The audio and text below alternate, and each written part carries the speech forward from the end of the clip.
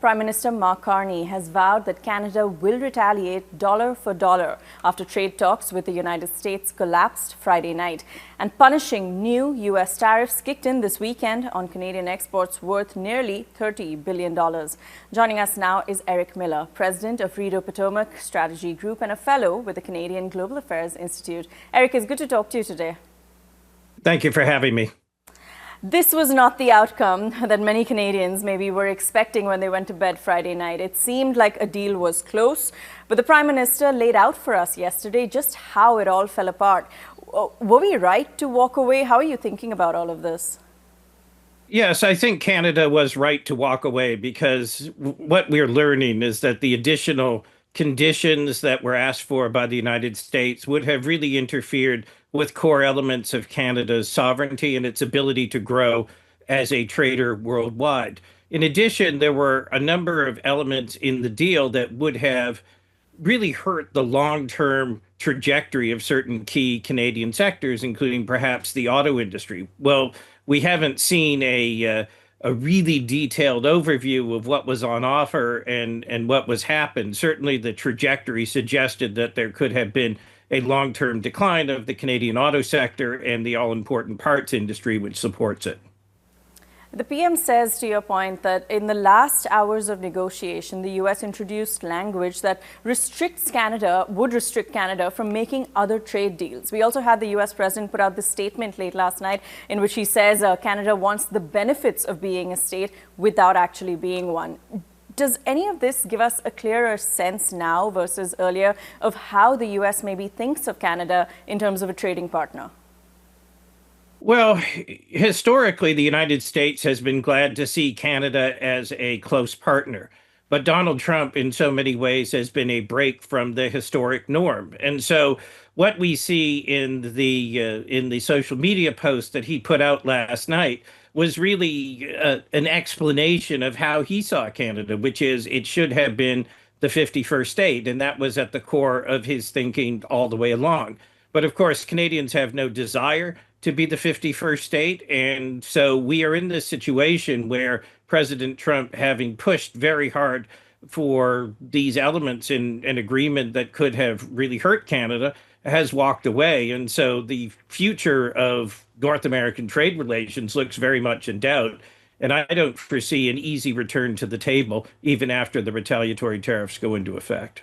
Yeah, talks are off for the foreseeable future, at least as far as we can tell. And Ottawa has vowed these dollar-for-dollar retaliations. These retaliatory tariffs, they're expected to kick in the Tuesday after Labor Day. What is your expectation for what this does to supply chains, to the economy? And which sectors will you be keeping your eye on, which you expect will be worst impacted? Well, it's not going to be good. Certainly on the Canadian side, we have the list of which products are being tariffed, and they are broad. We've seen these aggregate studies which show that British Columbia, Quebec, and Ontario are the worst affected provinces.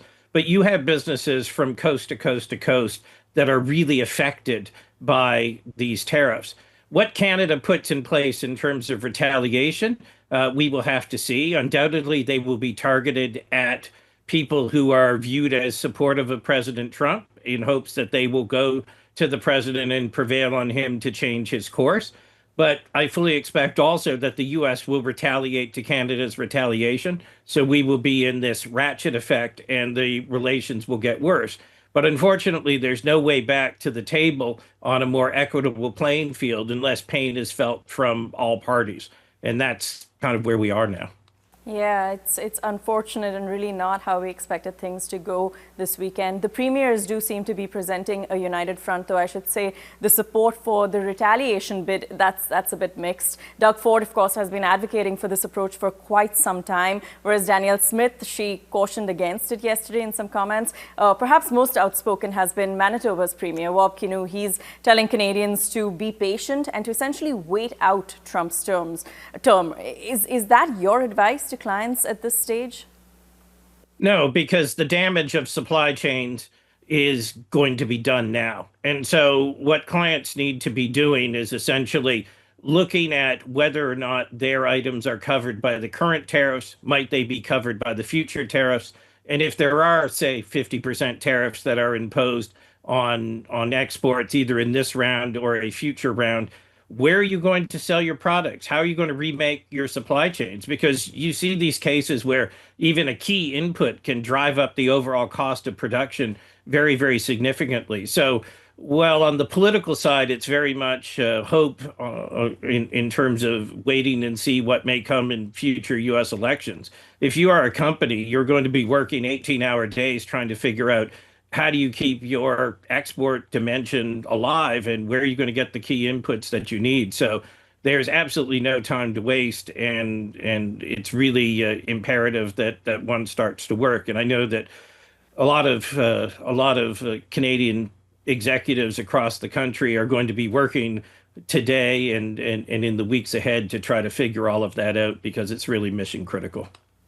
Yeah, and you know, we talk about these percentages and the broader impact, but for a person or a business impacted by this, it's 100%, you know, as far as the impact is concerned. But Eric, that's all the time we have, so we leave it there for now. Thank you for your time and your insight today.